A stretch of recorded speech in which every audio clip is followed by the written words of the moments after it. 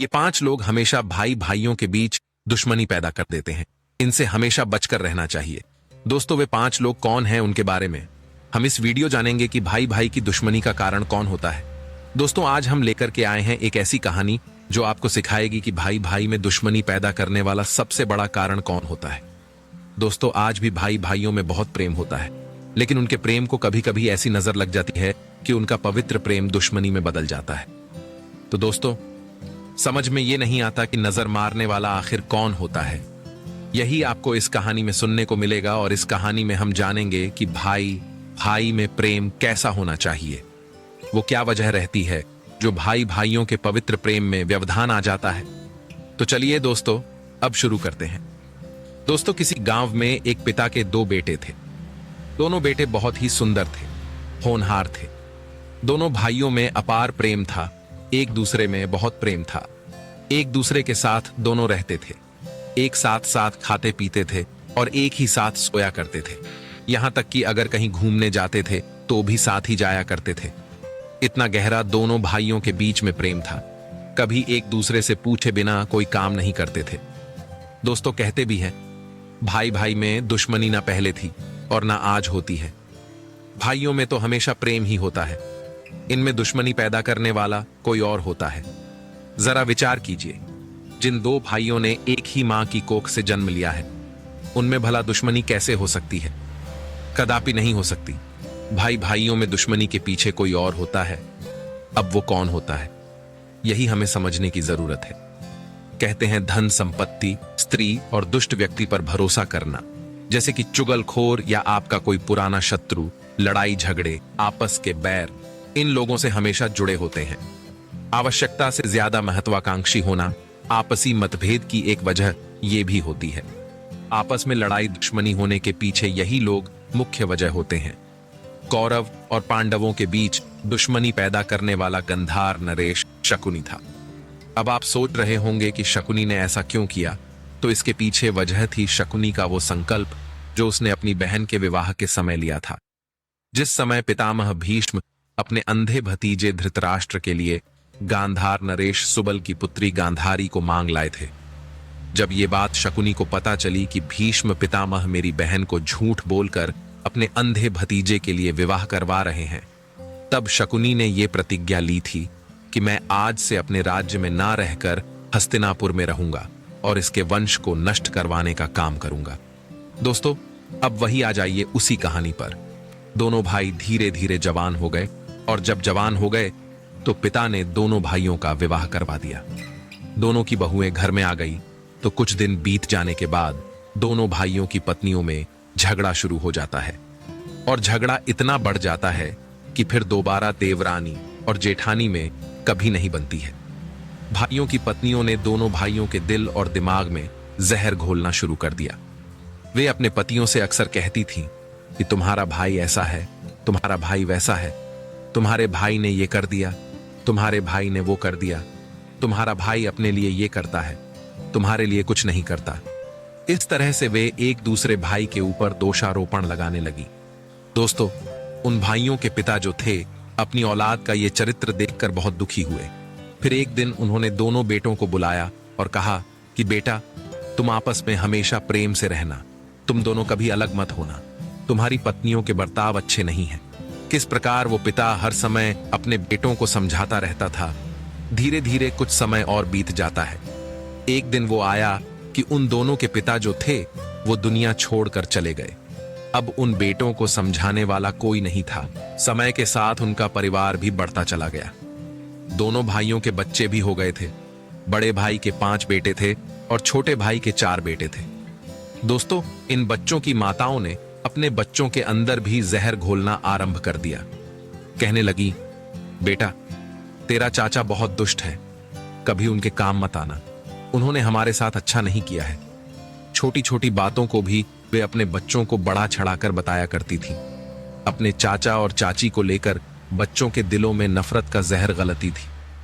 छोटी बहू ने भी अपने बच्चों से कहा और सिखाया कि बेटा, तुम्हारा ताऊ ऐसा है, तुम्हारी ताई वैसी है। अगर वे तुमसे किसी काम की कहे तो कभी उनके काम पर मत जाना, कभी उनके पीछे किसी से लड़ना मत, कभी धन से उनकी मदद मत करना। उन्होंने हमारे साथ अच्छा व्यवहार नहीं किया है। आज तक बहुत मुश्किल से हमने अपना समय काटा है। तुम्हारे ताऊ और ताई ने कभी हमें चैन से जीने नहीं दिया। इस तरह से नफरत के बीज अपने बेटा और बेटियों के दिमाग में उन्होंने भर दिए। बच्चे भी अच्छी तरीके से समझ गए कि हमारे चाचा और ताऊ अच्छे लोग नहीं हैं, वो हमारे शत्रु है। उनकी माताओं ने उन्हें हमेशा दुश्मनी का ही पाठ पढ़ाया, छोटी छोटी बातों को बढ़ा चढ़ाकर बताया, मन में अपने ताऊ और चाचा के प्रति जहर घोल दिया। इस तरह से दोस्तों, जब बच्चे भी जवान हो गए तो बच्चों ने अपने अपने पिता पर रोक लिया और उनसे कहा कि तुम ना तो एक दूसरे के घर जा सकते हो और ना आपस में मिल सकते हो, क्योंकि उन बच्चों की माताओं ने उनके चचेरे भाई बहनों के अंदर पहले से ही दुश्मनी का बीज बो रखा था। दोस्तों, जरा विचार कीजिए, जिन भाइयों ने बचपन से एक साथ रहना, खाना पीना और सोना सीखा हो, वो भाई एक दूसरे के पास बगैर जाए, बगैर बोले कैसे रह सकते हैं? कभी नहीं।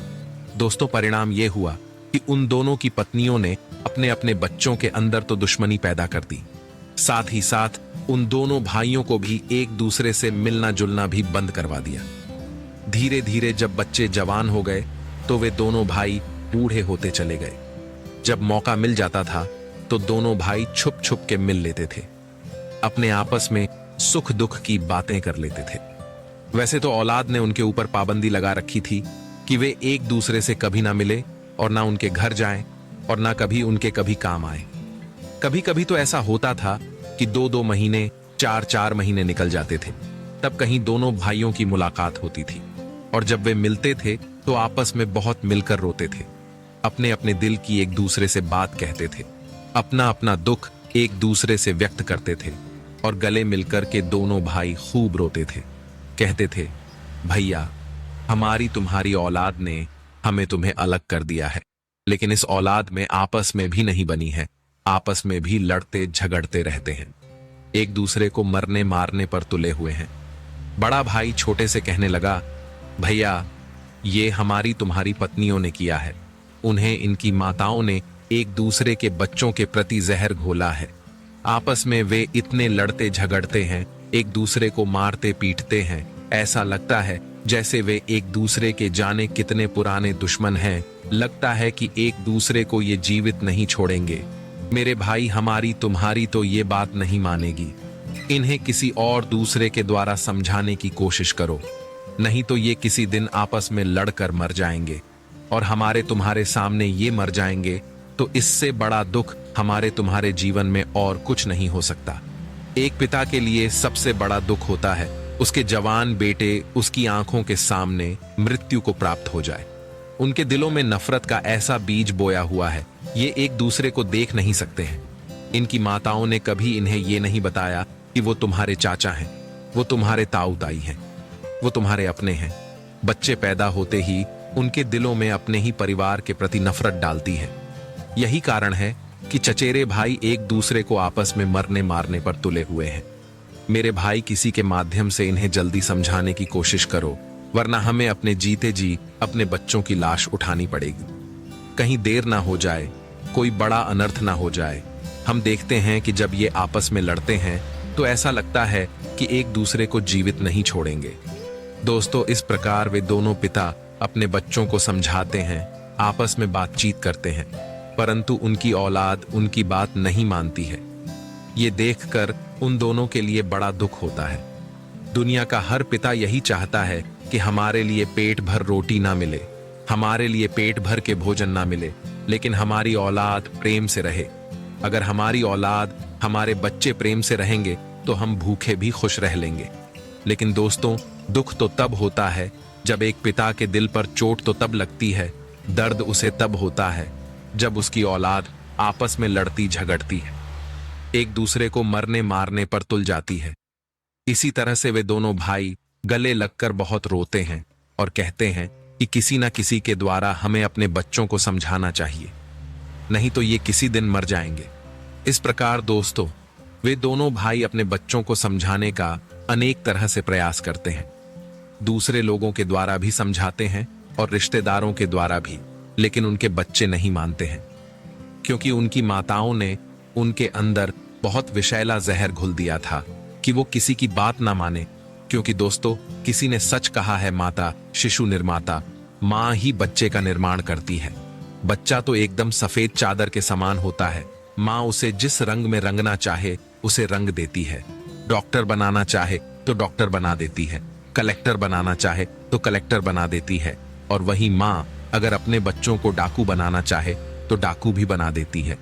जिसको चाहे उसको दुश्मन बना सकती है। दोस्तों, हम दोनों भाइयों के जो बेटा बेटी थे, वे किसी के समझाने पर भी नहीं मानते हैं।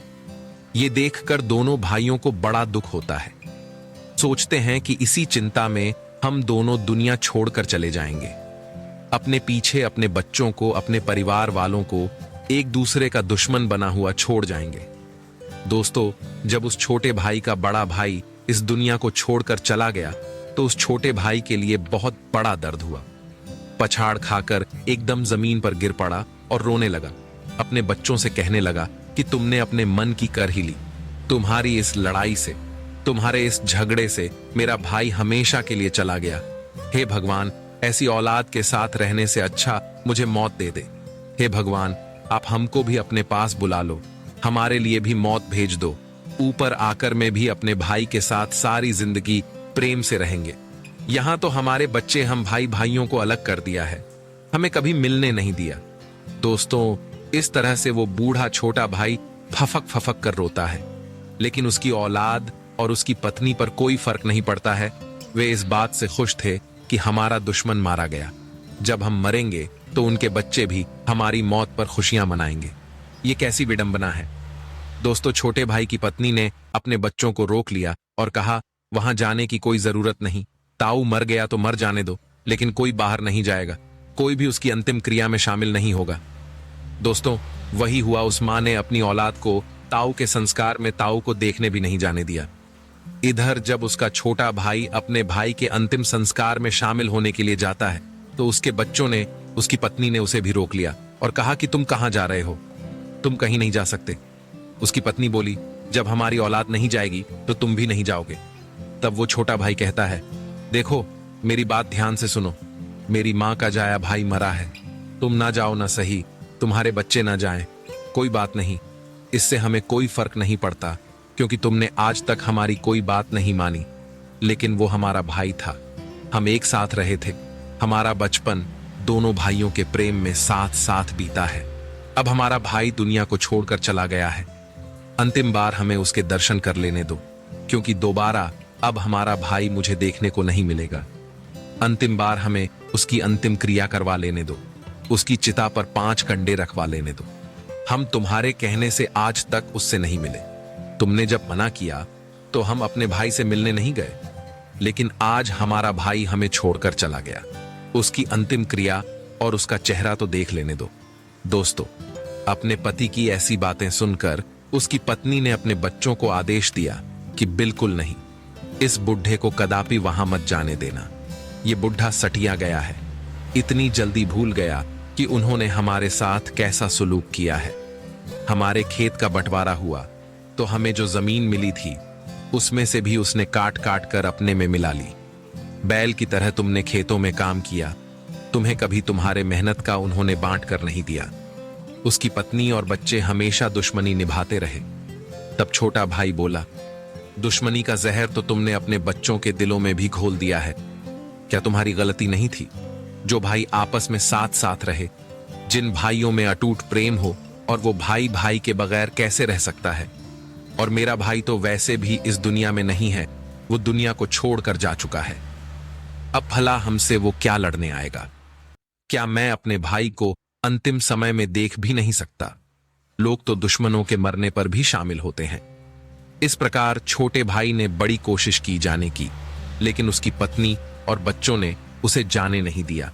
और जब उसने ज्यादा जबरदस्ती की तो उसके बच्चों ने और पत्नी ने अपने पिता को कमरे में बंद कर दिया और कहा कि जब तक कि उसकी अंत्येष्टि क्रिया नहीं हो जाती तब तक तुम इसी कमरे में बंद रहोगी।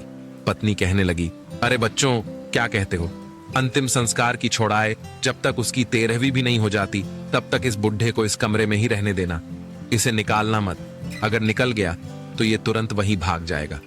दोस्तों, इस प्रकार उसकी पत्नी और बच्चों ने उस भाई को कमरे में बंद कर दिया। बेचारा वो बूढ़ा पिता क्या कर सकता था, क्योंकि शरीर में इतनी ताकत नहीं थी। बूढ़ा जो हो गया था, बेचारा कमरे में बंद है और कमरे में बैठा बैठा अपने भाई को याद करके रो रहा है। दोस्तों विचार कीजिए, वो स्त्री और वो औलाद कैसी होगी जिसने उसके भाई के मरने पर भी उसे मिलने नहीं जाने दिया, उसकी अंत्येष्टि क्रिया में शामिल नहीं होने दिया। इतनी बड़ी दुश्मनी क्या हो गई। इधर उसके भाई की अंत्येष्टि क्रिया होती है और अंत्येष्टि क्रिया होने के बाद में धीरे धीरे 12 दिन बीत जाते हैं। 13वीं का दिन जब आया तो उसके बड़े भाई के बच्चों ने अपने पिता की 13वीं भी की। क्षेत्र के रिश्तेदार और मित्र दावत खाने के लिए आते हैं। पूरे दिन दावत चली, लेकिन उसके छोटे भाई को उसकी पत्नी और बच्चों ने जाने नहीं दिया। उसकी पत्नी ने अपने बच्चों से कहा कि जब तक ये दावत खत्म ना हो जाए तब तक तुम इस बुढ़े को कमरे से मत निकालना। वही पूरे दिन दावत चलती रही। रिश्तेदारों ने, क्षेत्रवासियों ने, प्रेमियों ने दावत खाई और सब खाकर चले गए। इधर जब शाम हो जाती है, थोड़ा अंधेरा भी हो गया था, और जब थोड़ा अंधेरा हो गया सारे लोग दावत खाकर चले गए। केवल उसी के गांव के कुछ लोग बचे थे। दावत खाने के लिए तो उसके बड़े भाई बच्चों ने अपने गांव में कहलवाने दावत खाने से रह गए हैं, वो शीघ्र से शीघ्र आ जाए। तो दोस्तों, गांव के जितने भी लोग थे वे सब दावत खाने के लिए वहां आ गए और सब पंक्ति बनाकर दावत खाने के लिए बैठ जाते हैं। भोजन को परोसा जाने लगा। इधर दोस्तों, जो उसका छोटा भाई था जिसको कमरे में बंद कर रखा था, तब उसकी पत्नी अपने बच्चों से कहती है, एक काम करो, अब इस बुढ़े को छोड़ दो, क्योंकि दावत अब खत्म होने वाली है। अब दावत में वैसे भी कोई नहीं रहा है, केवल गांव वाले ही रह गए हैं। अब ये बुढ़ा वहां नहीं जाएगा। दोस्तों, तब उसके बच्चों ने अपने उस पिता को छोड़ दिया और जैसे ही कमरे से बाहर किया, वो अपनी औलाद से, अपनी पत्नी की नजरों से बचता हुआ छोटा भाई सीधा वहां से निकलता है और जहां गांव वाले दावत खा रहे थे वहीं पहुंच जाता है। उनके बराबर में जहां गांव वालों ने जूते चप्पलें उतार कर रख दिए थे, उसे जगह नहीं मिलती है, तो वो उन्हीं जूते चप्पलों पर बैठकर दावत खाने लगता है। एक व्यक्ति उनके लिए भोजन परोसने के लिए आता है। जब गांव के व्यक्ति ने उन बच्चों के चाचा को देखा तो उसके पैरों तले जमीन खिसक गई और कहा कि चाचा जी। बोले, हाँ बेटा, हमारी औलाद ने हमें कमरे में बंद कर रखा था, 13 दिन तक हमें निकलने नहीं दिया। हम अपने भाई के शव पर 2 आंसू भी नहीं डाल सके। उन्होंने आज निकाला है, तो मैं अपने भाई की रब की पूड़ी खाने के लिए चुपके से चला आया हूं। बेटा, तुम चुप रहना, कहीं लोगों को पता ना चल जाए, नहीं तो कुछ अनर्थ हो जाएगा।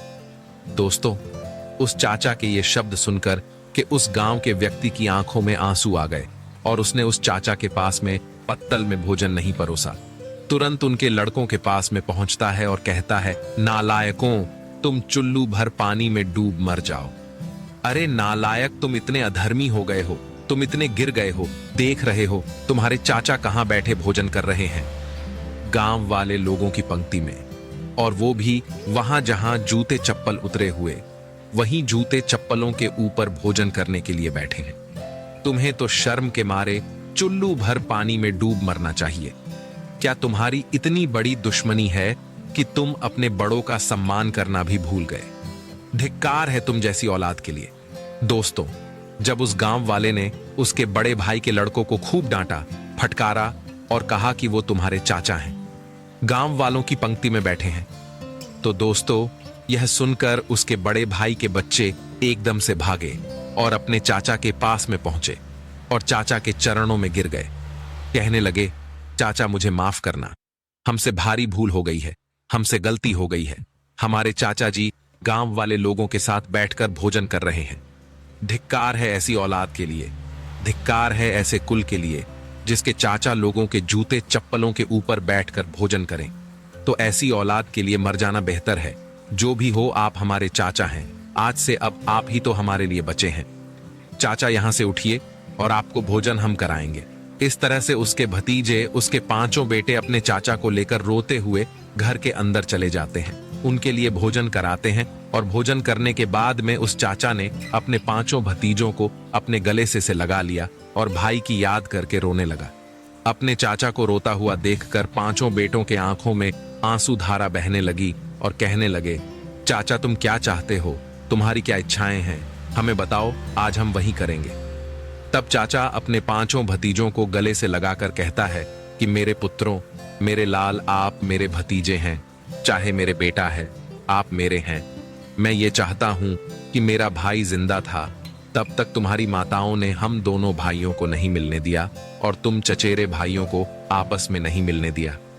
तुम चचेरे भाइयों के अंदर उन्होंने ऐसा जहर घोल दिया कि तुम लोगों की आपस में दुश्मनी बन गई। मेरी तो इच्छा यही है कि मेरा बड़ा भाई तुम लोगों के झगड़े से इस दुनिया से छोड़कर चला गया, लेकिन मैं ऐसे मरना नहीं चाहता। मैं तो ये चाहता हूं मेरे लाल कि तुम पांचों और हमारे चारों बेटे तुम सब एक हो जाओ, और जब तुम सब एक हो जाओगे तब हम सुकून से इस दुनिया से जी सकेंगे, नहीं तो मेरे प्राण भी सुकून से नहीं निकल पाएंगे। दोस्तों, वो चाचा कहने लगा, मेरे पुत्रों, तुम चलो, मैं आगे चलता हूं और अपने चारों भाइयों के चरणों में लेट जाना। वो इतने कसाई नहीं है, वो इतने झगड़ालू नहीं है कि तुमसे झगड़ा करने लगेंगे। बेटा, हमारी बात को मानो, अगर तुम हमें चाचा मानते हो तो। दोस्तों, अपने चाचा की ये बात को सुनकर पांचों उनके भतीजे कहने लगे, चाचा, जैसा आप कहते हैं हम वैसा ही करेंगे। चलो, हम अपने भाइयों को मना लेंगे। इस प्रकार दोस्तों, वो चाचा अपने पांचों भतीजे को लेकर के जब अपने घर पर जाता है, और घर पर जैसे ही पहुंचा अपने पांचों भतीजे को लेकर, तो उसके चारों बेटे वहीं बैठे हुए थे। चारों बेटे उठकर खड़े हो गए। इधर दोस्तों, वे पांचों भाई अपने चचेरे भाइयों के चरणों में जाकर गिर पड़ते हैं और कहने लगे, भाई, हमें माफ करना, हमसे भूल हो गई, जो हम आपसी दुश्मनी निभाते रहे। अब हमारे मन से नफरत का वो सारा मैल निकल चुका है। अब हमें आभास हो गया है कि आप हमारे दुश्मन नहीं, हमारे भाई हो, हमारे अपने हो। चाचा के और ताऊ के बेटों में भला क्या बंटवारा होता है। दोस्तों, जब चारों भाइयों ने देखा कि हमारे पांचों भाई मेरे चरणों में गिर गए हैं, तो दोस्तों, ऐसा किसका दिल होगा जिसका दिल ना पसीजा हो। चारों भाइयों ने अपने पांचों भाइयों को गले लगा लिया और बहुत देर तक एक दूसरे के गले चिपके रहे और आपस में कहने लगे कि भाई, आज के बाद हम तुम आपस में कभी झगड़ा नहीं करेंगे, हम तुम आपस में कभी दुश्मनी नहीं निभाएंगे। अब बाकी जिंदगी हम तुम प्रेम से मिलकर गुजारेंगे। उधर दोस्तों, जब उन 9 बेटों की माताओं ने देखा तो कहने लगी, ये तुम क्या कर रहे हो? अरे, ये तो हमारे दुश्मन हैं। दोस्तों, अपनी माता की ऐसी बातें सुनकर वे सभी बेटे अपनी अपनी माताओं को डांटने लगे और कहा कि धिक्कार है तुम जैसी माताओं को, धिक्कार है ऐसी पत्नी को जो अपने बच्चों को और अपने पति के दिल में अपने परिवार के प्रति नफरत का जहर घोला। तुमने हम भाई भाइयों में जहर का बीज दिया, तुमने अपने बच्चों के अंदर दुश्मनी पैदा करवा दी। अरे, दुनिया की मां तो, दुनिया की स्त्रियां, दुनिया की नारी परिवार जोड़ने का काम करती है, और तुमने तो परिवार को तोड़ दिया है। और तुम अपने आप को मां कह रही हो, तुम अपने आप को स्त्री कह रही हो, तुम अपने आप को एक नारी कह रही हो।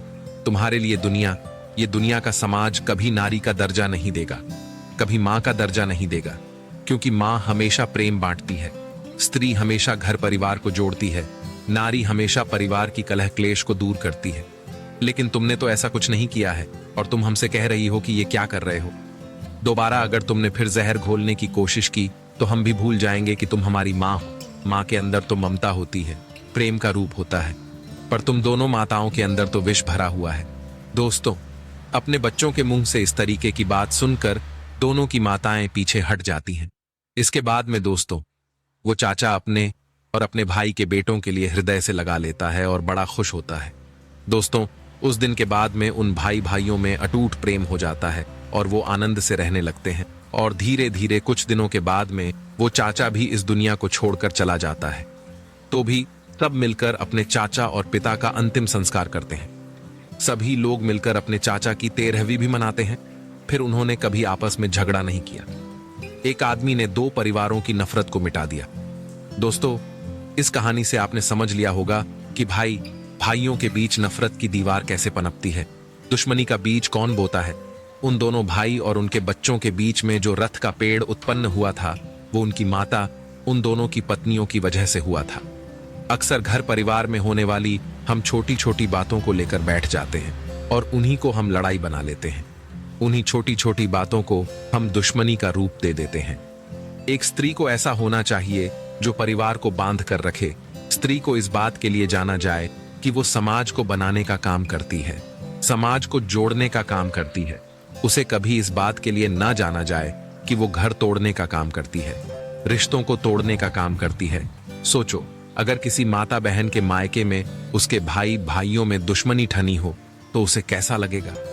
आपके पिता और भाई आपस में शत्रुता बनाए हो, एक दूसरे को मरने मारने पर तुले हो, तो ये देखकर आपको कैसा लगेगा। क्या आप अपने भाई को अपने भाई के साथ आपस में लड़कर मरते हुए देखना चाहते हो? उत्तर होगा नहीं, तो फिर ससुराल में नफरत की दीवार क्यों बनाती हो? दोस्तिया, इस दुनिया की कोई भी माता, कोई भी बहन, कोई भी पत्नी, कोई भी स्त्री अगर भाई भाइयों में दुश्मनी पैदा करती है, अपनी औलाद में दुश्मनी का बीज बोती है, तो आगे चलकर उसके जीवन में ऐसा अनर्थ होगा कि उसे रोए आंसू नहीं आएगा। क्योंकि कहते हैं कि औलाद में अगर आपस में झगड़ा होता है तो वाय भी उनकी वजह से ही होता है। माता अगर चाहे तो औलाद के अंदर अटूट प्रेम भर दे, माता अगर चाहे तो अपनी औलाद के अंदर दुश्मनी पैदा कर दे। तो दोस्तों, अब तो आप जान ही गए होंगे कि भाई भाई में दुश्मनी पैदा करने वाला कौन होता है। दोस्तों, भाई भाइयों के बीच दुश्मनी बनाने वाला मुख्य रूप से ये 5 लोग जिम्मेदार होते हैं। नंबर 1, स्त्री। नंबर 2, महत्वाकांक्षी व्यक्ति। नंबर 3, आपका पुराना शत्रु। नंबर 4, दुष्ट व्यक्ति जो दूसरे की खुशियों से जलता हो, दूसरे की तरक्की को देखकर जिसकी छाती बैठी जाती हो, वही व्यक्ति फिर चुगली करता है। नंबर 5, अगर हम अपने घर की लड़ाई झगड़े की बातें, अपनी कमजोरी की बातें दूसरों के बाहर वालों के सामने रखते हैं, तो निश्चित रूप से हम अपने जलने वाले लोगों को मौका देते हैं कि आओ और हमारे अंदर नफरत का बीज बो दो। अपनी कमजोरी और अपने घर के लड़ाई झगड़े की बातें हमें कभी बाहर वालों के सामने नहीं कहनी चाहिए। जब लोग जान जाते हैं कि हम में आपस में किसी बात को लेकर अनबन है, तो वे फिर मौका बनाते हैं और हमारे आपस में फूट डाल देते हैं। तो दोस्तों, हमें सावधान रहना है और आपस में प्रेम बनाकर रखना है। नफरत सिर्फ आपको जलाती है और प्रेम आपको जोड़ता है, आपको बढ़ाता है। तो दोस्तों, आज की ये वीडियो आपको अच्छी लगी हो तो हमारे चैनल को सब्सक्राइब जरूर करें। मिलते हैं अगली वीडियो में। आप अपना ख्याल रखें।